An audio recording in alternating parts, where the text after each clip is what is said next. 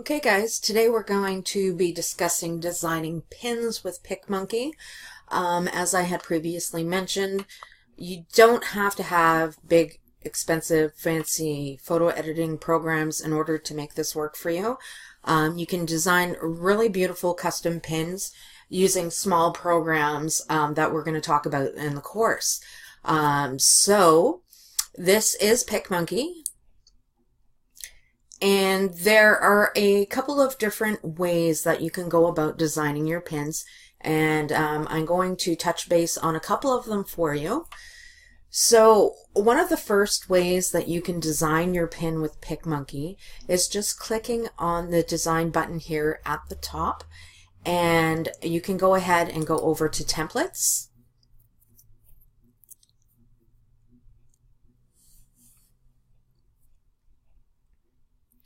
And then you're going to notice here on the side that you have several search features that you can use. So normally what I recommend doing is choosing blank canvas and just go ahead and choose Pinterest. And then you're provided with 3 different sized pins for Pinterest here. I do not use the short pin. I find it's a little too small. I tend to go with either the medium pin or the long pin, most often the medium pin. So that is one way that you can automatically get the size that you need. Another is if you look over here under popular tags, you're going to see that it says infographic. I'm just going to X out the blank in the search feature so we get the infographics coming up here. So you can choose any one of these and edit it to what you need it to be. The only thing I'm going to tell you about infographics is just be very mindful of the size. Some of the infographics do tend to take up way too much space and are way too long and become more of a hindrance than a help to your business because people will find it intrusive and won't tend to click or save. At least that's been my experience. So you can go ahead and clear all the filters.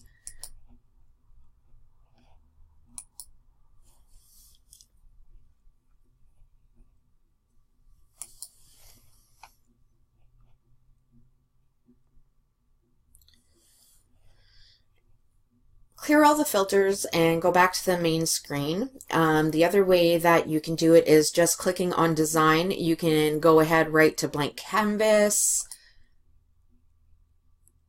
which will bring you back to where we just were. And then you can also choose custom size. Now, the size that I tend to go with more often is 900,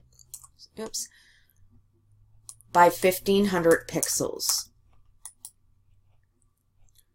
I find it's the perfect size and tends to get many more clicks than the other sizes. Now, another way of creating your pins, and one that you're going to find that you use quite often with affiliate marketing, is creating a collage of the products. That way people know exactly what to expect when they click on your pin, which in turn leads to better conversion rates for you.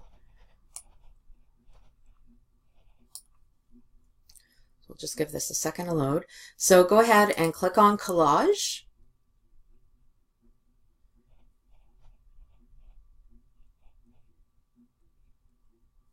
And we're going to go ahead and create a pin with the collage. I've gone ahead and pre-saved some of the images that we're going to need to create our pin. So there's a number of ways you can go about doing this as well, and the order doesn't matter so much whether you add your images first or choose the template that you want to use. But we're going to go ahead and add our images.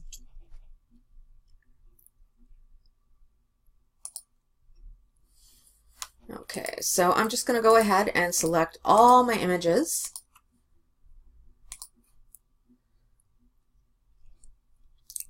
And then I'm going to click here over on the left-hand side on the Layouts button and choose Pinteresty. So you can see that you have a few choices here, and you can easily edit the templates as well.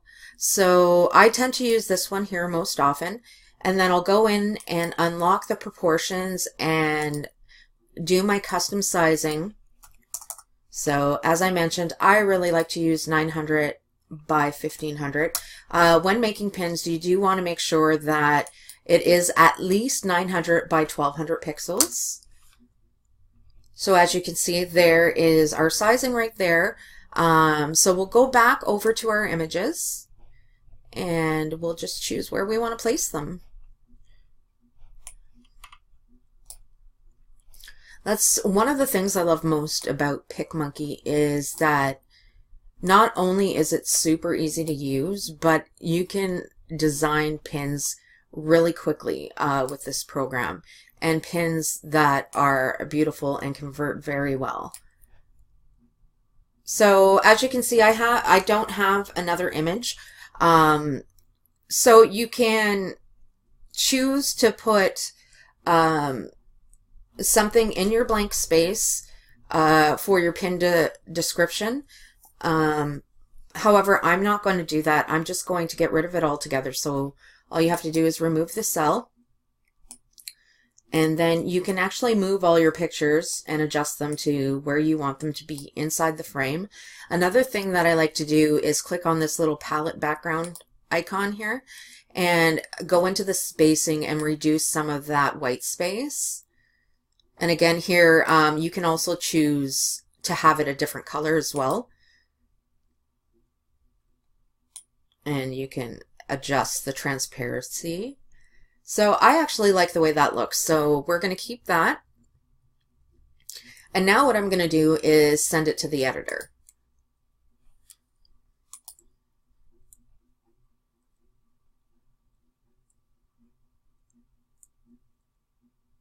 Now this is where we're going to get into putting some text on the pin so people know exactly what to expect when they click on the pin, or something that you're going to write on there to, you know, increase the interest in your pin so that people will click on it. So one of the things I like to do is go over to the overlays, which is the butterfly looking icon here. You can choose to add your own. And if you're going to add your own, what I recommend is looking for PNG images. They have transparent backgrounds. Or you can use the ones that are already provided with PicMonkey. For this example, we're just going to go ahead and use what PicMonkey already has. And I will tell you as well that with PicMonkey, I have gone ahead and paid for the upgrade. It's not expensive. It's $7.99 per month. But it does give you many more features than the free version. So I think I'm going to make it around this size. And I want that to blend a little bit better. I want that to blend a little bit better with the images that we have. So I'm going to go ahead and change the main color. And that looks pretty good. And I'm also going to fade it out. Now what I'm going to do is go over and grab some text. And you have the choice of using the ones that PicMonkey provides or ones that you have uploaded yourself or that you have on your computer. And as you can see, the process is actually fairly quick. I mean, it is being slowed down quite considerably because I'm explaining how to use it. But you can really create pins within a couple of minutes. So I'm just going to choose this text right here, and we're going to go ahead and click on Add Text. One of the things I like to do right away is center the text, especially when I'm using, you know, like circle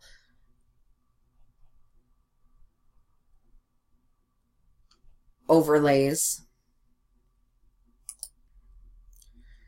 So This is a Etsy store for mother-daughter dresses. They're hugely popular right now. I know even in my town, a lot of the moms are loving these. So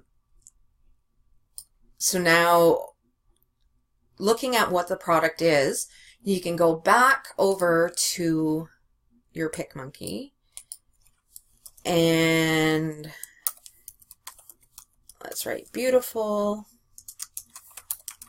mother daughter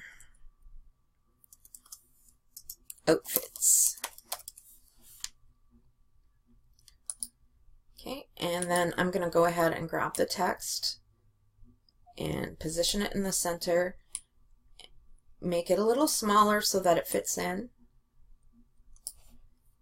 And you can see that the text doesn't really stand out here, so let's do something about that. I think I kind of want to keep the black text, but we're going to go into Effects, go into Drop Shadow, and we're just going to change this color to a lighter color so that it stands out.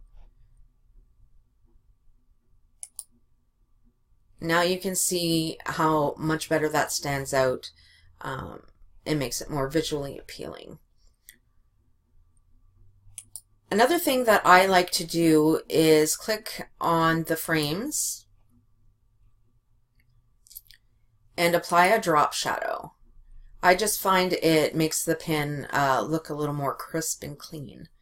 So we'll go ahead and apply that. Another thing you can do, actually, before I go ahead and apply it, you can also change your shadow color as well. So as you can see, it is slightly changing, and I'm going to go ahead and apply that. So you have a choice at this point. You can add a few more little embellishments, and I'm just going to show you how to add your own. So if you go to overlays, go back to add your own. Go to my computer, and I'll quickly find some images here. I know I have some in here. Now, because they're floral dresses, and I'm pretty sure I have a couple of good floral ones to choose from here. Let's try this one. Perfect. Now that fits in beautifully. So I'm just going to grab it, and I'm just going to position it right about here. Let's make it a little smaller. There we go.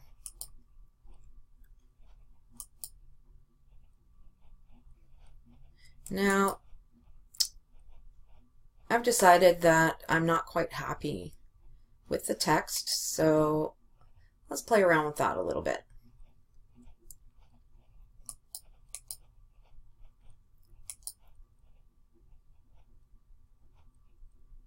There we go. That stands out much better. So at this point, I'm pretty happy with the design of the pin. So we're going to go ahead and export it. And when you're exporting your pins, apparently I didn't log in.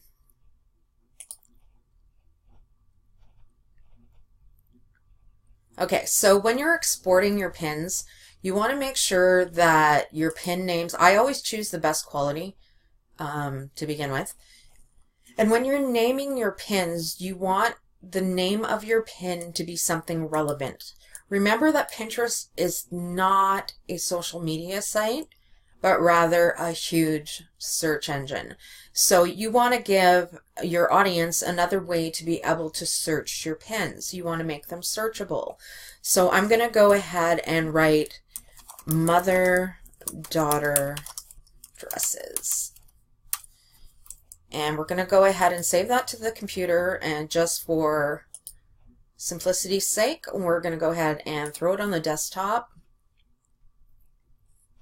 So now our pin is saved, and you can see how quick and easy it was to design that pin.